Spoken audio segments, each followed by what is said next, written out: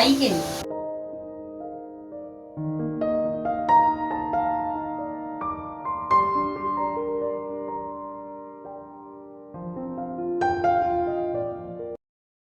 নমস্কার বন্ধুরা, আশা করি তোমরা সবাই খুব ভালো আছো। আমিও খুব ভালো আছি। সম্পাস লাইফস্টাইলের আরো একটা নতুন ভিডিওতে তোমাদের সবাইকে স্বাগত। আর আজ হলো রবিবার। রবিবার সকালে ভিডিওটা এখান থেকেই শুরু করলাম। এখন ঘড়ির কাঁটাতে বাজে ওই 9টা। আজকে একটু বেলা করেই ভিডিওটা শুরু করলাম। তবে উঠেছি সেই ভোরবেলায়। উঠে বাসি কাজ যা যা থাকে সেগুলো সব কমপ্লিট করেছি। তারপরে একটু ওয়ার্কআউট করে এসে একটু শুয়েছিলাম। আসলে কদিন ধরে এতটাই গরম পড়েছে, পাখার তলা থেকে সরে অন্য কোনো কাজ করতে ইচ্ছেই হচ্ছে না। আর যেহেতু আজ রবিবার, আজকে তো সকালে রান্নার তাড়াহুড়োটা খুব একটা থাকে না, তাই একটু আলসেমি করে চলা যেতেই পারে। আজকে বেডশিটটা চেঞ্জ করে দিলাম। বেশ কয়েকদিন ধরেই ভাবছিলাম চেঞ্জ করব, আর করা হচ্ছিল না। ফাইনালি আজকে করলাম। আর কতগুলো জামা কাপড় দেখো এখানে জমে আছে, ওগুলো গোছাতে হবে।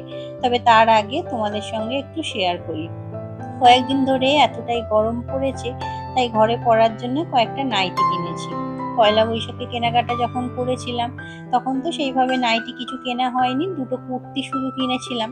তবে সত্যি কথা বলতে কি, কয়েকদিন ধরে যে পরিমাণে গরম পড়েছে, তাতে না কুর্তি আর পরে থাকা যাচ্ছে না। তাই কয়েকটা নাইটি কিনলাম, কারণ যে কটা আছে সেগুলো একটু পুরনো হয়ে গেছে।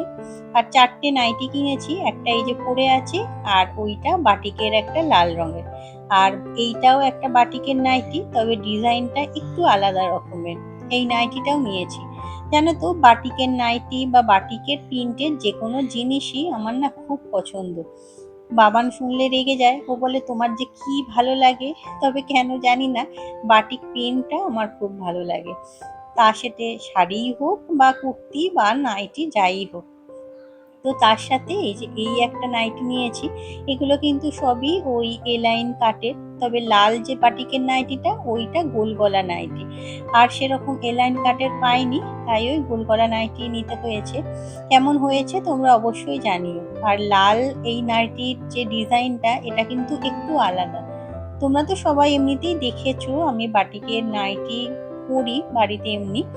আর এই পিনটা আমার বেশ ভালোই লাগে। তো যাই হোক, অনেকগুলো জামা কাপড় দেখো এখানে জমে আছে, চটপট করে চলো গুছিয়ে নিই। এই যে গোছানো হয়ে গেছে। আর তোমাদের আর একটা জিনিস দেখাই। ওই যে বললাম বাটিক খুব পছন্দ, আমি কিন্তু রুমালও সব দেখো বাটিকের ইউজ করি। আর এই রুমালগুলো না তোমাদের দাদা ভাই এনে দেয়, ওরও খুব ভালো লাগে। যেখানে অন্যরকম একটু ডিজাইনের দেখে বা কালারের দেখে, ও কিন্তু সেগুলো নিয়ে আসে। তো যাই হোক, গল্প অনেক হলো, চলো এবার রান্না বসাই। আর দেখো কি পরিমাণে রোদ বেরিয়েছে। গাছগুলো ঘরের ভিতরে আছে, তাও যেন রোদে ঝলসে যাচ্ছে মনে হচ্ছে। জানো, বাইরে দেখো হাওয়া দিচ্ছে, কিন্তু এতটা পরিমাণে গরম পড়েছে, হাওয়াটা না একদম গায়েই লাগছে না। কি পরিমাণে রোদ দেখো।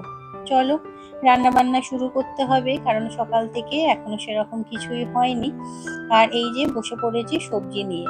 আর সত্যি কথা বলতে কি, এত গরম পড়েছে, রান্না বান্না করতে ইচ্ছাই হচ্ছে না, কিন্তু করতে তো হবে, রেহাই তো নেই। আজকে যেহেতু রবিবার, তাই আজকে মাংস করতেই হবে। তবে আজকে একটু চিকেন করব, আর তার সাথে এই যে ঢেঁড়স আলু দিয়ে একটু পোস্ত করব।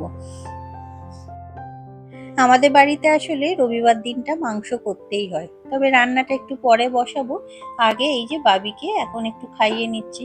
মোটু সকালবেলা দুধ কর্নফ্লেক্স খায়, তবে ওদের জন্য ব্রেকফাস্টে কিন্তু ওই ছাতু মুড়ি এইসবই করা হয়েছে। আলাদা করে কিছু ভাজা ভুজি পরোটা বা রুটি কিছুই করতে ভালো লাগছে না, জানো তো। সব কিছুই ঘরে আছে, কিন্তু এই গরমের মধ্যে রান্না করতে বা খেতে কোনোটাই ইচ্ছা হচ্ছে না। তো বাবিকে খাইয়ে নিয়ে তারপরে চলে এলাম রান্নাঘরে। ভাতটা আগেই বসিয়ে দিয়েছিলাম, ওটা তো ফুটে গিয়েছিল, তারপরে গ্যাসটা অফ করে রেখে দিয়েছিলাম। তো চলো ভাতের হাঁড়িটা নামিয়ে রাখি। আর তারপরে ভাবছি দুটো ওভেনে দুটো কড়া বসিয়ে একসঙ্গে দুটো রান্নাই শুরু করে দেবো। আর তোমাদের তো দেখালাম সবজি আগেই কাটা হয়ে গেছে। এই যে ঢেঁড়স আলু, এখানে পেঁয়াজ রসুন সবকিছুই কেটে নিয়েছি। এখন চলো রান্নাটা চটপট বসিয়ে দিই। আজকে ওই যে বললাম একটু ঢেঁড়সের তরকারি করব। ঢেঁড়সের তরকারি খেতে না আমার খুব ভালো লাগে, জানো তো। ঢ্যাঁড়সের তরকারিটাতে একটু আলু দিয়েছি, তাহলে দুপুরে বাবাও খেতে পারবে আর রাত্রেবেলা রুটি দিয়েও খাওয়া হয়ে যাবে। তবে চিকেন একটু ভাবছি রাত্রের জন্য রেখে দেব, কারণ তোমাদের দাদা ভাই আবার ঢ্যাঁড়সটা খেতে চায় না একদম। তো ও চিকেনটা দিয়ে রুটিটা খেয়ে নেবে আর আমাদের ওই ঢ্যাঁড়সটা দিয়েই হয়ে যাবে। একটা সময় ছিল জানো তো, বাড়িতে এইসব ঢ্যাঁড়স বা কোনো রকমের শাক পাতা এসব আসতোই না। ধরা বাঁধা কয়েকটা সবজি ছাড়া বাড়িতে কোনো কিছুই আসতো না, আর তাই রান্নাও হতো না। অথচ এইসব সবজিগুলো বা শাক পাতা খেতে আমার কত ভালো লাগতো। আসলে বরাবর আমাদের বাপের বাড়িতে যেহেতু খেয়ে এসেছি, তো এগুলো খেতে ইচ্ছা হতো, কিন্তু বাড়িতে যেহেতু বাবা এসব খেতে চায় না, তাই এসব বাড়িতে কোনোদিন আনা হতো না। বিয়ের পর পর এবং কি এখনো পর্যন্ত বাজার করার দায়িত্বটা বাবা নিজের হাতেই রেখেছে। তাই বাবার যেগুলো পছন্দ হয় না সেই সব সবজি আমাদের বাড়িতে এখনো পর্যন্ত খুব একটা আসে না। তোমাদের দাদাভাইকে বিয়ের পর অনেকবার বলতাম এই সবগুলো এনে দিতে, তবে এই সব ঢ্যাঁড়স বা সোয়াবিনের তরকারি বা শাক পাতা আমার বাড়িতে কোনোদিনই রান্না হতো না। বাপের বাড়িতে যখন যেতাম তখন মাকে বলতাম এগুলো রান্না করে খাওয়াতে। মাছ মাংস ডিম এই সব কিছু বন্ধ করে মাকে বলতাম এইগুলো রান্না করে খাও, কারণ এইগুলো আমি এখানে কোনোদিন খেতে পেতাম না। আসলে কি বলতো, আমরা মেয়েরা শ্বশুর বাড়িতে আসার পর যতই নিজের সর্বস্ব দিয়ে সংসারটাকে আগলে রাখি না কেন, যতই সংসারটার জন্য সারা দিন কষ্ট করে পরিশ্রম করি না কেন, সংসারটা হয়তো কোনোদিনই আমাদের নিজের হয় না। আসলে আমাদের এখানে নিজের ভালো লাগা, নিজের ইচ্ছা অনিচ্ছা সব কিছুকে বিসর্জন দিয়েই সবার মতো করেই চলতে হয়। যতই বলা হোক না কেন বাড়ির বউ বাড়ির মেয়ের মতোই, তবে আমার মনে হয় না বাড়ির বউ কোনোদিন কোনো পরিবারে মেয়ে হতে পেরেছে। হ্যাঁ, দায় দায়িত্ব পালনের ক্ষেত্রে মেয়ে কেন, আমার মতে মেয়ের থেকে একটু বেশিই হয় বৌমারা। তবে যখনই তার নিজের পছন্দ অপছন্দ ভালো লাগা খারাপ লাগার ব্যাপারটা আসে, তখন কিন্তু সে সেই পরের বাড়ির মেয়েই হয়ে যায়। তার ভালো লাগা খারাপ লাগাকে খুব একটা পাত্তা কোনোদিনই দেওয়া হয় না। আমিও যখন এই বাড়িতে ছিলাম না বা এই বাড়িতে আসার আগে, যখন আমার শ্বশুরের যে নিজের বাড়ি সেখানে থাকতাম, তখন কিন্তু আমার ভালো লাগা মন্দ লাগাগুলোকে এইভাবেই বিসর্জন দিয়েই চলতে হতো। এ বাড়িতে আসার পরে তবু একটু এগুলো মর্যাদা পায়, তবে তার আগে বিশেষ কিছুই পেত না। তবে এক্ষেত্রেও একটা সত্যি কথা হলো, এটা যে শুধু আমার সঙ্গেই হয়েছে সেরকম না। আমার শাশুড়ি মা যখন বেঁচে ছিলেন উনিও নাকি এইসব শাক পাতা বিভিন্ন রকমের সবজি টবজি খেতে খুব ভালোবাসতেন।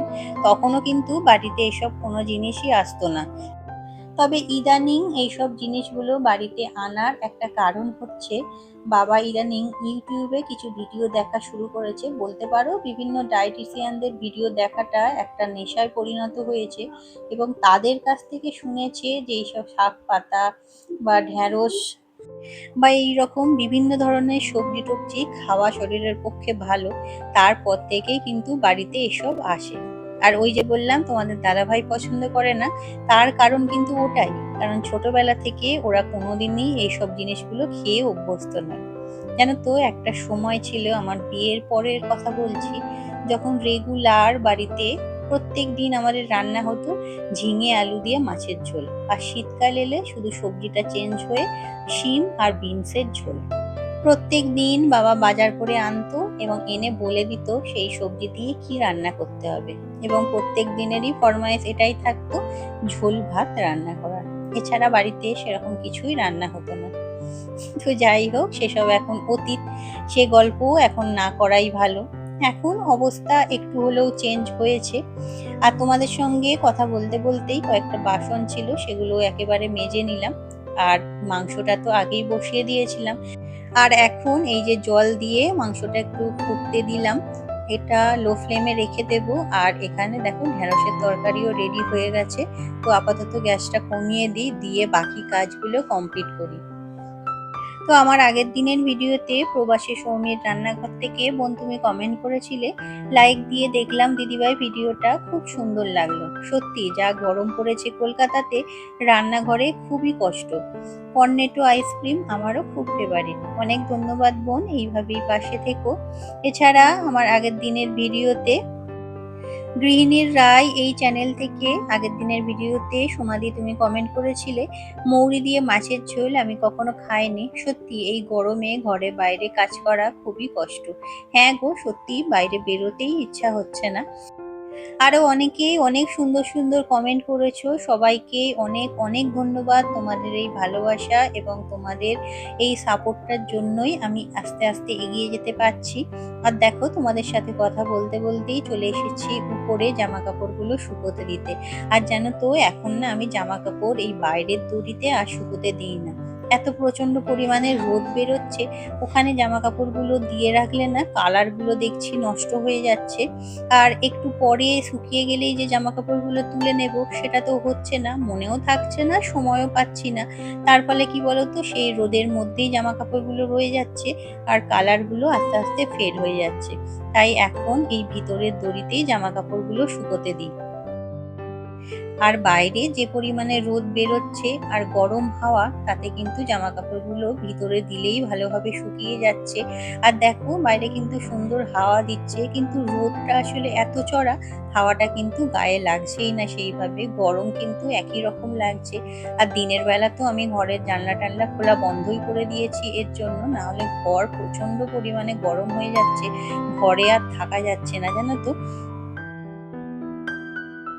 তো যাই হোক, তোমাদের সাথে কথা বলতে বলতেই এর মাঝে ঘরগুলো কিন্তু সব ঝাড় দেওয়া হয়ে গিয়েছিল আমার, সেটা আর ক্যামেরায় দেখায়নি। এখন এই যে ঘরগুলো ভালো করে মুছে পরিষ্কার করে নিচ্ছি। আর জানো তো, কয়েকদিন ধরেই না সকাল থেকেই মাথাটা এত ব্যথা আরম্ভ হচ্ছে। আসলে প্রচন্ড পরিমাণে ঘাম হচ্ছে তো, আর আমার না একটু বেশি ঘাম হলেই মাথা যন্ত্রণা শুরু হয়ে যায়। আর প্রত্যেক দিনই এইরকম চলতে থাকছে, ওষুধ আর কত খাবো বলো। আর মাথা ব্যথার জন্য বারবার এরকম ওষুধ খাওয়াটাও তো ঠিক না। তো যাই হোক, এই নিয়েই সংসারের কাজকর্ম চলতে হচ্ছে, কারণ রেস্ট নিয়ে বসে থাকা তো আর সম্ভব নয়। তো এখন ঘরগুলো মুছে এরপরে স্নান করে যাব পুজো করতে, অনেকটাই বেলা হয়ে গেছে আজকে। তো যাই হোক, আজকে ভিডিওটা এখানেই শেষ করছি। আশা করছি তোমাদের ভালো লেগেছে। ভালো লাগলে একটা লাইক করে চ্যানেলটা সাবস্ক্রাইব করে নিয়ে পাশে থেকো। আবার দেখা হবে পরের ভিডিওতে, ততক্ষণের জন্য টাটা।